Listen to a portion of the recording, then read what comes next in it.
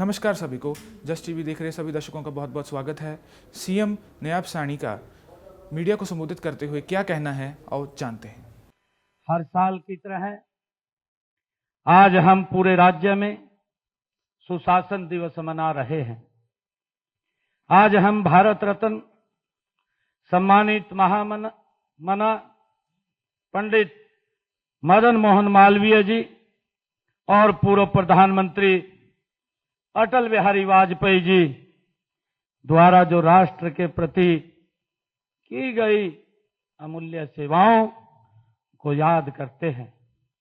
मैं उन दोनों महान विभूतियों को, आज दोनों का जन्मदिन है, बहुत बहुत हार्दिक बधाई देता हूं और उन्हें सत सत नमन भी करता हूं। आज का यह शुभ दिन हमारे लिए केवल एक स्मरणीय अवसर है, बल्कि यह अवसर हमें यह भी प्रेरणा देता है कि हम एक बेहतर और सशक्त राष्ट्र के निर्माण के प्रति अपनी प्रतिबद्धता को और मजबूत करें। ये आज का शुभ दिन हमारे लिए प्रेरणा देता है। महान स्वतंत्रता सेनानी और काशी हिंदू महाविश्वविद्यालय के प्रेरणता पंडित मदन मोहन मालवीय जी ने अपना पूरा जीवन समाज सुधार, मातृभाषा और भारत माता की सेवा में समर्पित किया है। मालवीय जी का विश्वास था कि राष्ट्र की उन्नति तभी संभव है जब जन जन शिक्षित हो। इसलिए उन्होंने नगर नगर, गांव गांव शिक्षा का प्रचार प्रसार किया है। युग पुरुष पंडित मदन मोहन मालवीय जी अपनी विद्वता और विनम्रता के असाधारण छवि के कारण जन जन के नायक थे। वे केवल एक व्यक्ति नहीं थे, बल्कि एक संस्था थे। वे नैतिकता के पुजारी और भारतीय संस्कृति के प्रकाश स्तंभ थे। गांधी जी भी मालवीय जी को नवरत्न से उनको पुकारते थे। एक ऐसे युग पुरुष पंडित मदन मोहन मालवीय जी, उनका एक कार्य रहा है और मुझे खुशी है आज आप सबके बीच में इस बात को रखते हुए इसी प्रकार भारत रत्न अटल बिहारी वाजपेयी जी ने अपने विचारों, कर्मों और दूरदर्शिता से भारत को नई दिशा और पहचान दी है। उन्होंने भारत को विकसित और सशक्त बनाने के लिए सशक्त नीतियों को नींव रखी है। इससे उस विकसित भारत के निर्माण का मार्ग प्रशस्त हुआ है, जिसका संकल्प हमारे माननीय प्रधानमंत्री नरेंद्र मोदी जी ने लिया है। अटल जी सिर्फ एक नाम ही नहीं, बल्कि एक युग थे। उनकी राजनीतिक सेवा का प्राय था उनका जीवन राष्ट्र के प्रति समर्पण का उल्लेखनीय उदाहरण हम सबके सामने है। अटल जी का हर निर्णय, हर प्रयास और हर योजना जनता के कल्याण के लिए थे। उनका विश्वास था कि जन कल्याण सुशासन के बिना नहीं हो सकता और सुशासन का आधार पारदर्शिता, जवाबदेही तथा जन समस्याओं के प्रति ये संवेदनशीलता है। उनका मानना था, अटल बिहारी वाजपेयी जी की जो सोच थी, उनकी सोच थी कि सुशासन का अर्थ केवल प्रशासन चलाना नहीं है। अटल जी सोचते थे, बल्कि उन्होंने यह तय करना है कि हर नागरिक को न्याय, समान अवसर और बेहतर जीवन मिले। ये सुशासन वही होता है जहां गरीब को अधिकार, युवाओं को अवसर और महिलाओं को सम्मान मिले।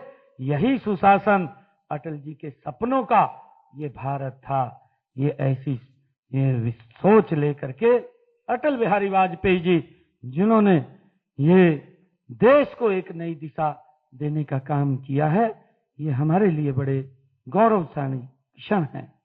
अटल जी कहा करते थे, उनकी सोच थी, जब भी उनको वो अवसर मिलता था, अटल जी ने अपने शब्दों में कहा, जो झुके वो प्रेम है। अटल जी जो उनकी कवि हृदय अटल बिहारी वाजपेयी जी, उनकी अपनी एक वाणी थी और उस शैली के आधार के ऊपर वो अपनी बात को रखते थे। अटल जी कहते थे कि जो झुके वो प्रेम है, जो टूटे वो स्वार्थ है। जो झुक गया वो तो प्रेम में झुका है, और जो टूटे वो स्वार्थ है, और जो अड़िग रहे वही कर्तव्य है। ये अटल बिहारी वाजपेयी जी की ऐसी सोच थी। हमें इनके शब्दों को अपने जीवन का आदर्श बनाना चाहिए। मेरा आप लोगों से आग्रह है कि आज जब हम सुशासन दिवस मना रहे हैं तो हमें यह संकल्प लेना चाहिए कि हम हरियाणा प्रदेश को एक ऐसा राज्य बनाएंगे जहां विकास समावेशी होगा, जहां नागरिक को अपनी क्षमताओं को पहचानने और निखारने का अवसर मिलेगा। ऐसे हरियाणा का निर्माण हम मिलकर के करेंगे। हम सुशासन के प्रति सरकारी अधिकारियों, कर्मचारियों को प्रेरित व प्रोत्साहित करने के लिए राज्य स्तरीय अभी हमने अवार्ड भी दिए हैं, उनको सम्मानित भी किया है। पहले से अवार्ड आमतौर पर विभाग के अध्यक्ष को ये दिए जाते थे, लेकिन अब हमने अधिकारियों व कर्मचारियों को सीधे ही सम्मानित करने का निर्णय किया है, जो वास्तव में धरातल पर काम करते हैं। आज भी हम ऐसे कर्मठ निष्ठावान कर्मियों को सम्मानित आज हमने किया है। मुझे खुशी है, आप सबको मैं बधाई भी देता हूं कि आप लोगों ने अपने अपने क्षेत्र में जो गुड गवर्नेंस के अंदर काम किया है वो काबिल तारीफ है। मैं आप सबको बहुत बहुत बधाई और शुभकामनाएं इस अवसर के ऊपर देता हूं। मुझे खुशी है कि वर्ष 2014 में जनसेवा का दायित्व संभालते ही हमने व्यवस्था परिवर्तन से सुशासन और सुशासन से सेवा का अपना अभियान वो शुरू किया था। ऐसे अभियान की सफलता नियत और नीति पर निर्भर करती है। हमारा कहने का मतलब है कि शासन के लिए सेवा की नियत होनी चाहिए और नीतियां भी ऐसी होनी चाहिए कि उसमें भ्रष्टाचार की कोई गुंजाइश ना हो। उसको लेकर के हमें आगे बढ़ना चाहिए।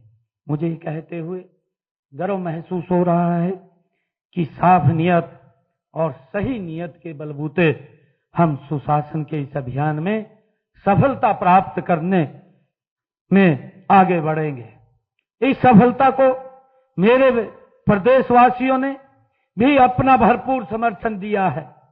इस बात का परिणाम है कि आपके द्वारा हमें लगातार तीसरी बार हरियाणा के अंदर ये सेवा करने का जो जनादेश दिया है, जो मौका दिया है सेवा करने का, ये इसका परिणाम है।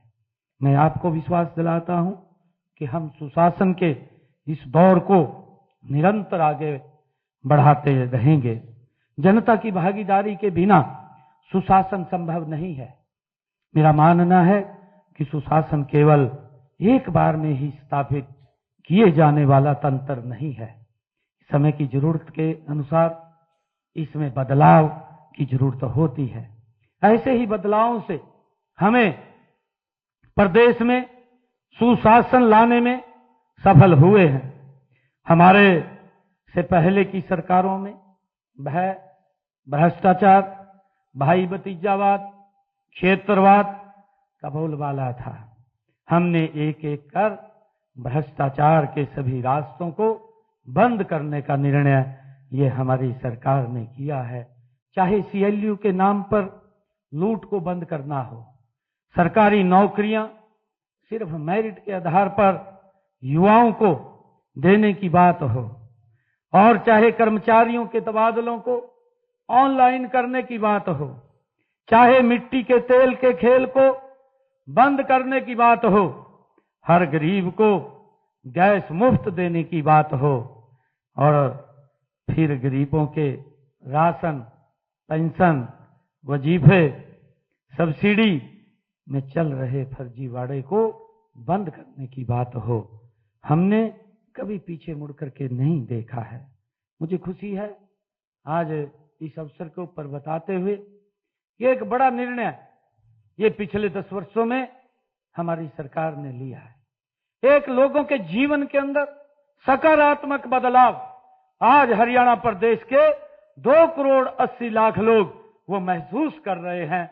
उनको घर बैठे सुविधाएं उपलब्ध हो रही हैं। यही सुशासन का सबसे बड़ा मंत्र है। इसके लिए आप सबको मैं बहुत बहुत बधाई देता हूं।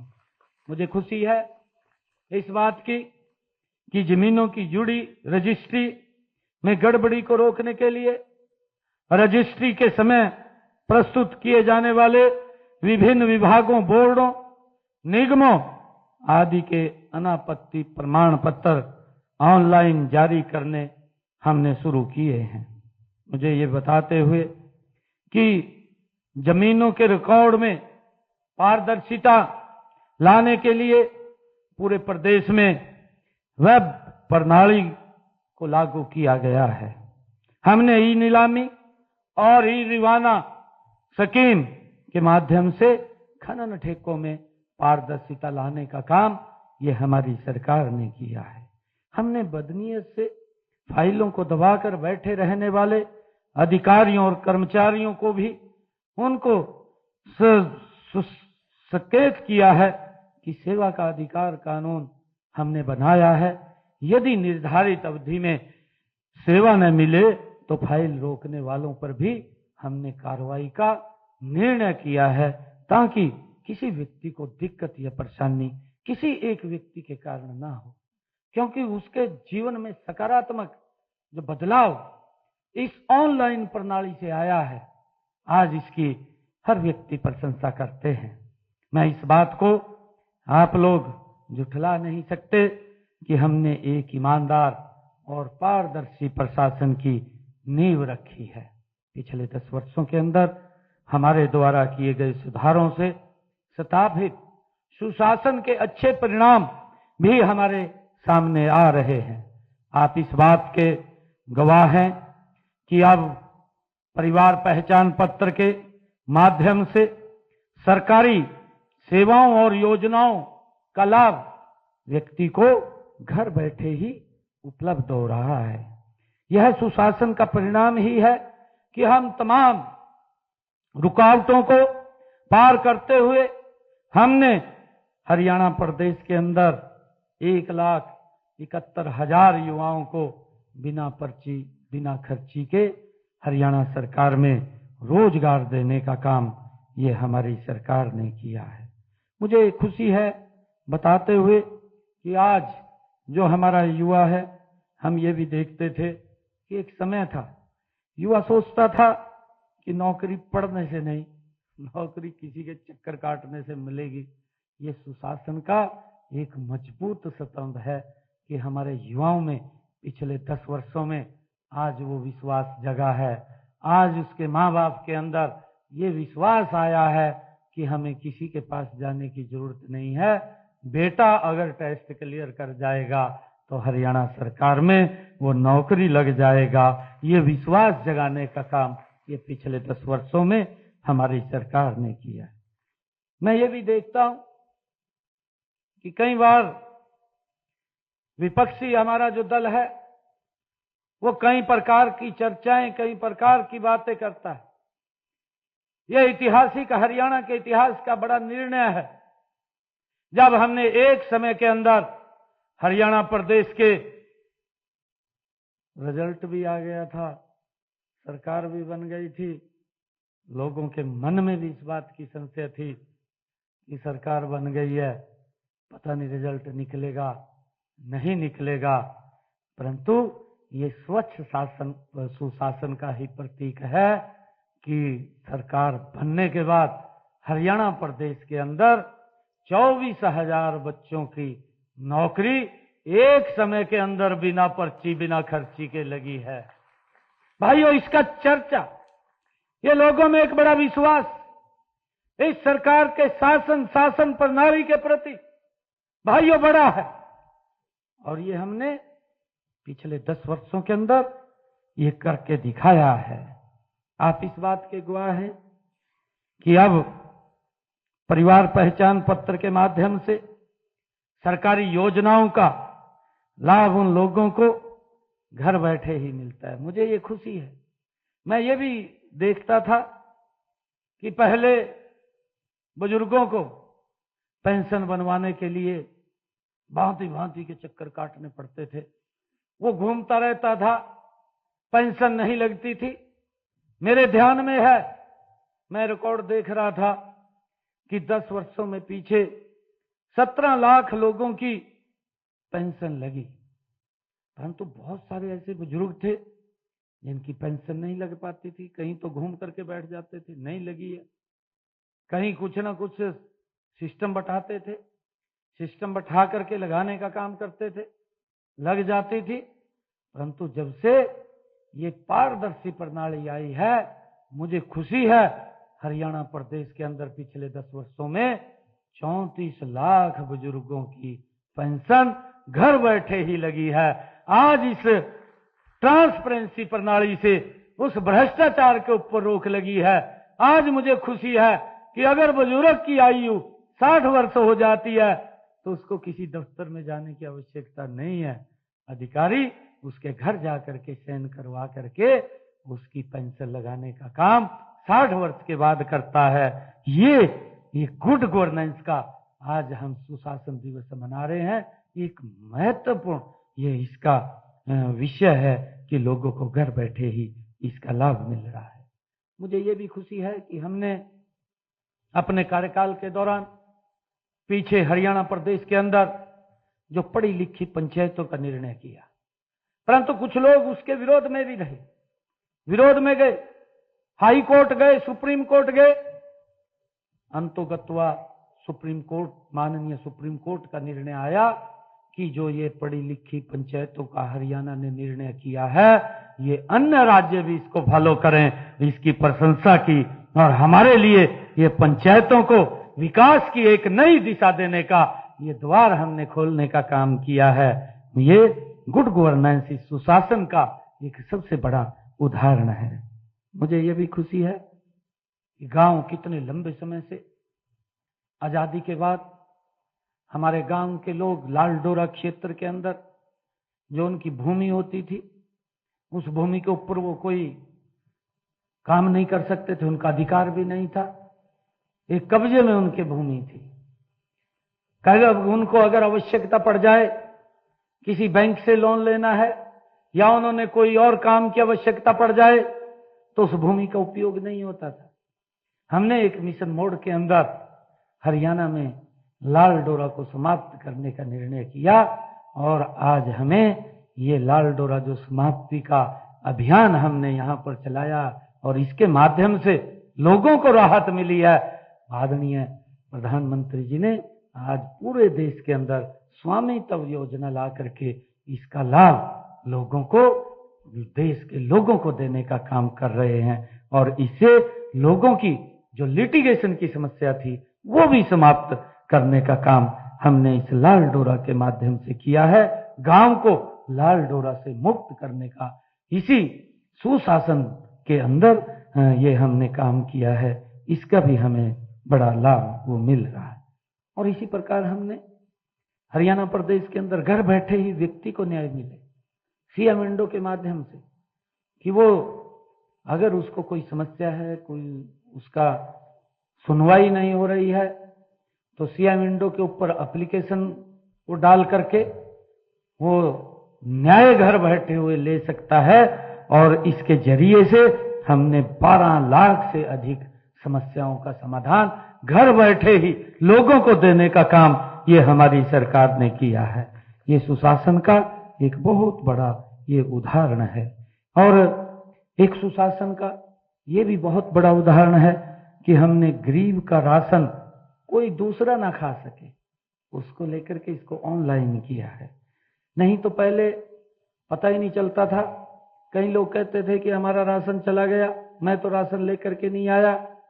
परंतु आज जितने राशन की आवश्यकता है उतना राशन वो ले सकता है। जितना राशन उसका बचा है वो उसका स्टोर रखा है, उसको दिक्कत नहीं है। ये सुशासन की एक मजबूत कड़ी, ये इस जो मीडिया, इस माध्यम से हमने ऑनलाइन प्रक्रिया ये की है, उसके माध्यम से हमने उनको एक राहत देने का काम किया है, ताकि वो अपने राशन को जब चाहे उसका लेकर के उपयोग कर सकता है। उसको ये चिंता नहीं कि मेरे राशन को कोई और ले जाएगा। भाइयों, हमने इसी सुशासन आज दिवस के अवसर पर हमने जो जन्म, मृत्यु, विवाह पंजीकरण, फर्द जाति प्रमाण पत्र इत्यादि सेवाओं को ऑनलाइन लोगों को देने की सुविधा शुरू की है। और मुझे खुशी है कि 59 विभाग हमारे हैं। 59 विभागों में 772 योजनाओं को हम ऑनलाइन सेवाएं लोगों को दे रहे हैं, जिसका लाभ लोग अपने गांव के अंदर बैठ करके अटल सेवा केंद्र के माध्यम से, उसको फर्द की आवश्यकता है तो गांव के ग्राम सचिवालय के अंदर जाकर के वो फर्द भी ले सकता है। अगर उसने कोई और सरकार की योजना का लाभ लेना है तो वहां से अप्लाई करके वो डायरेक्ट उस योजना का लाभ भी ले सकता है। ये इस 772 जो योजनाएं हैं उनका हमारे हरियाणा प्रदेश के लोग ये लाभ ले रहे हैं। ये उनको घर बैठे ही ये सुविधाएं मिल रही हैं, उनको बाहर जाने की आवश्यकता नहीं है।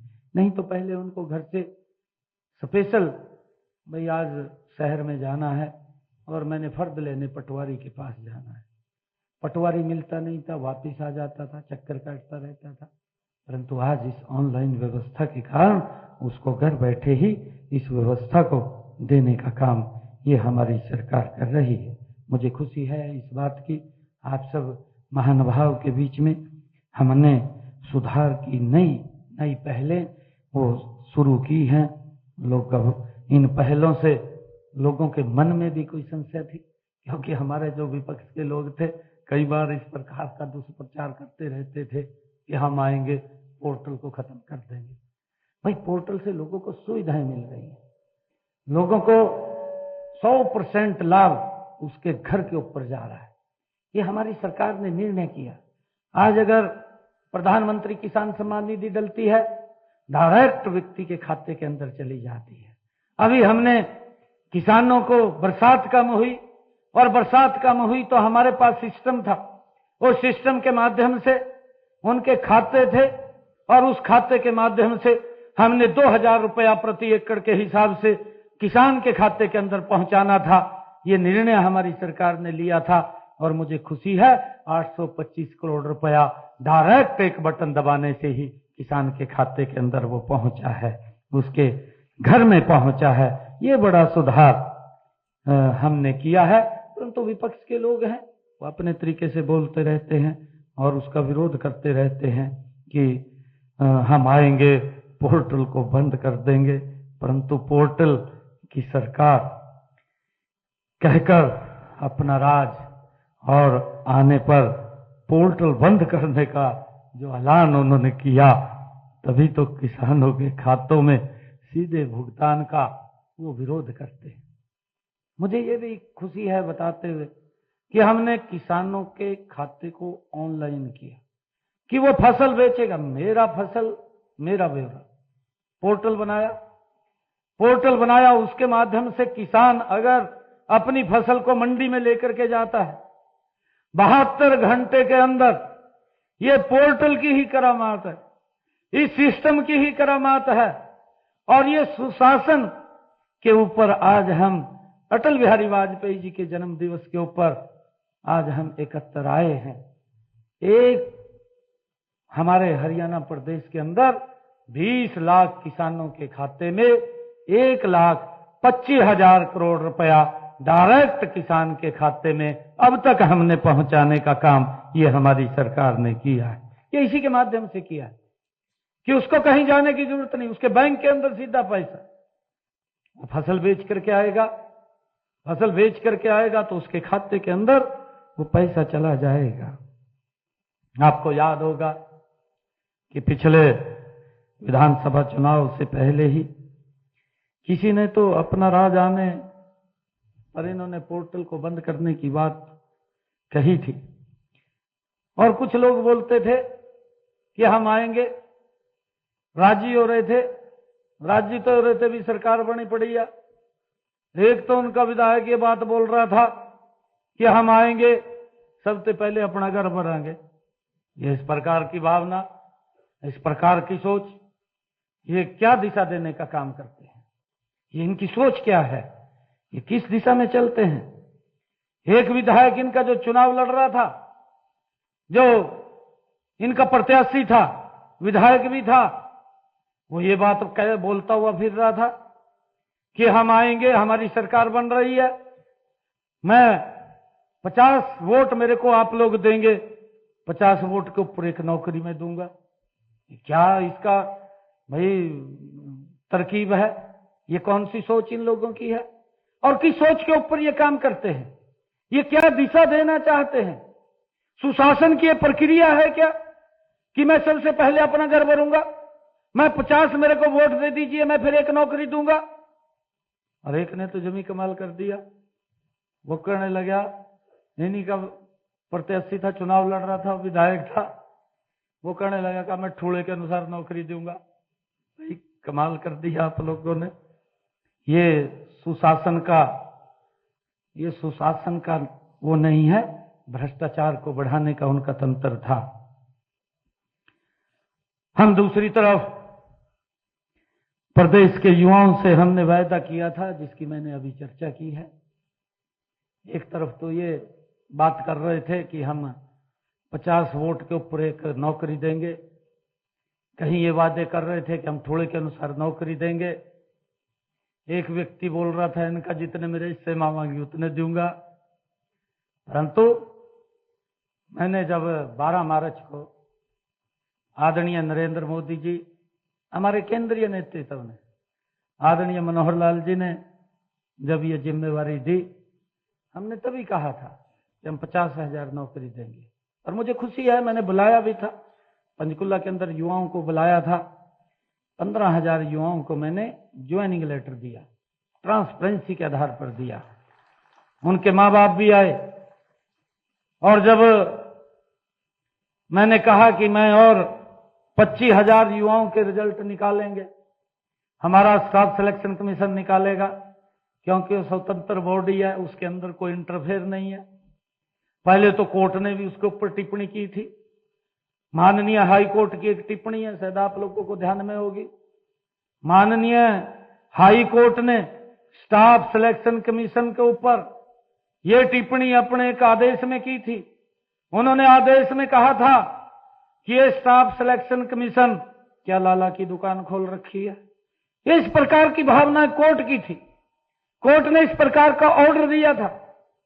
परंतु जो लोग युवाओं को रोजगार देने की बात करते थे, जो लोग हिस्से की बात करते थे, जो लोग 50 वोट के बाद नौकरी देने की बात करते थे, भाइयों ये बड़ा निर्णय हमने किया कि हमने, मेरे पास युवा इकट्ठे होकर के आए चुनाव के अंदर, क्योंकि माहौल ऐसा बन गया था, कसूर तो किसी का भी नहीं, वातावरण ऐसा बन रहा था कि सरकार बदल रही है।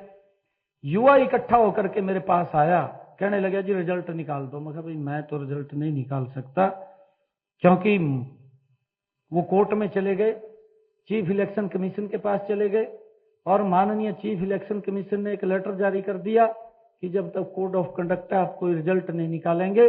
मैं कहा मैं रिजल्ट तो नहीं निकाल सकता, परंतु मैंने युवाओं के बीच में एक बात कही, मैंने कहा कि जब 8 तारीख को रिजल्ट आएगा तो हम सख्त बाद में लेंगे, पहले 25,000 युवाओं को ज्वाइनिंग देंगे। भाइयों ये सुशासन का सबसे बड़ा उदाहरण है। ये प्रदेश का सबसे बड़ा, एक समय के अंदर 24,000 युवाओं को बिना पर्ची बिना खर्ची के हमने जो बात कही थी उस बात को पूरा किया है।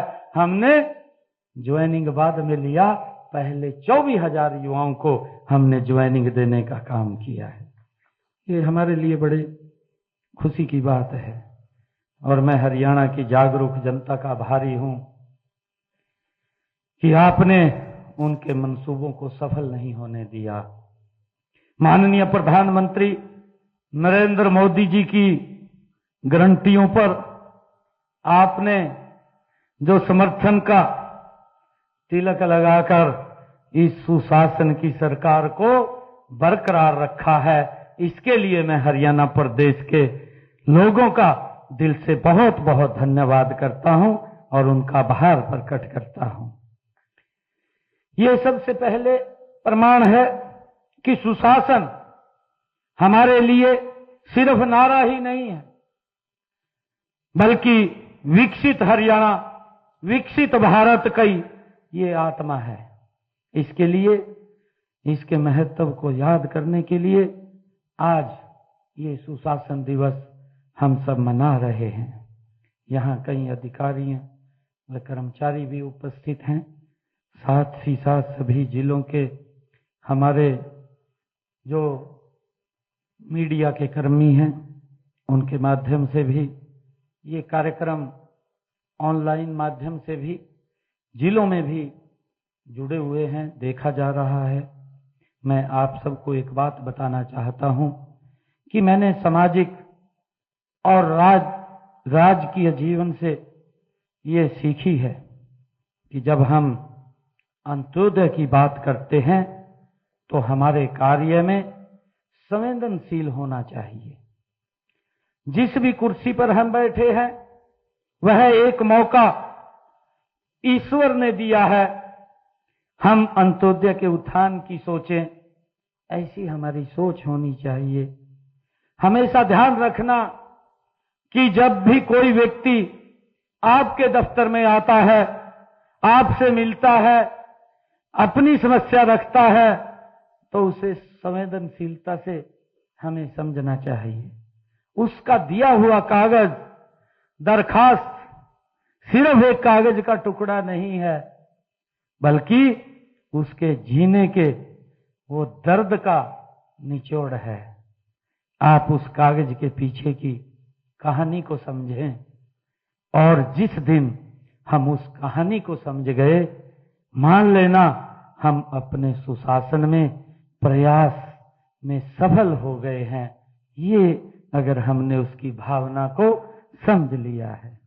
मैं आप सबका दिल से बहुत धन्यवाद करता हूं और अंत में मैं एक बार फिर आज आप सबको सुशासन दिवस, भारत रत्न महामना पंडित मदन मोहन मालवीय जी व इस देश के यशस्वी पूर्व में प्रधानमंत्री रहे श्रद्धेय अटल बिहारी वाजपेयी जी के जन्म दिवस की आप सबको बहुत बहुत हार्दिक बधाई देता हूं।